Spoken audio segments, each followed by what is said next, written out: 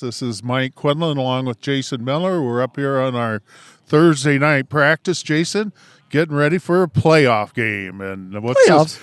Playoffs, yeah. So what's this, 17 years in a row that we've made the playoffs? 16 years in a row. 16 years in a row and 31 overall. And ironically, tomorrow night comes in Pleasantville, which was our very first playoff game in '88, right?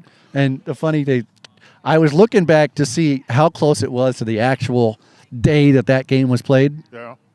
2 days different. I think, wouldn't that be great? 35 years to the day, but yeah, Pleasantville tomorrow, and it's going to be fun. Yeah, and we've met them up in the Dome, and so, we've had good games with them, and we expect nothing less. Both teams are 5-3. They finished third in their district behind Sigourney? And Pella Christian. So a good district to be playing, but the Bears are just happy to be playing in the playoffs. At this point, yeah. And you mentioned the 16, by the way, which is the 14th longest streak in the history of Iowa high school football. 16 consecutive years in the playoffs. Of course, I had to look that one up. You just don't know that off the top of your head. But yeah, when you think about it, we've talked about think of how the season started, which those 2 games losses, Mike, didn't have any bearing on the playoffs. But you're thinking, wow, what's going on here? Then they got on a little streak, got a little confidence, and now get a home game because of it. Yes, and that's huge. Playing here at Butch Peterson Field, we expect actually a good night weather-wise, a big crowd. But what does Pleasantville bring to the table with their team? Little different story when you statistically look at them compared to West Branch. West Branch is like 1,200 yards rushing, 1,000 yards passing, about even. Well, you want to remember the name Caleb Cook, because I guarantee you're going to call his name a lot. Number 5, 1,088 rushing yards. He's over 1,500 total yards, which, by the way, number 1 in all of Class 1A. Also number 1 in Class 1A with 18 rushing touchdowns. So they run the ball a lot. Quarterback Braylon Bingham. Does that last name ring a bell to you? Bingham? Yes. David Bingham's nephew. Oh, there we go. Is the quarterback. As a freshman, he won the job in the 3rd or 4th game, transferred over this year, and took over the job. And he's got 700 yards passing, 7 touchdowns, and so there's some neat ties there with Bingham, and then.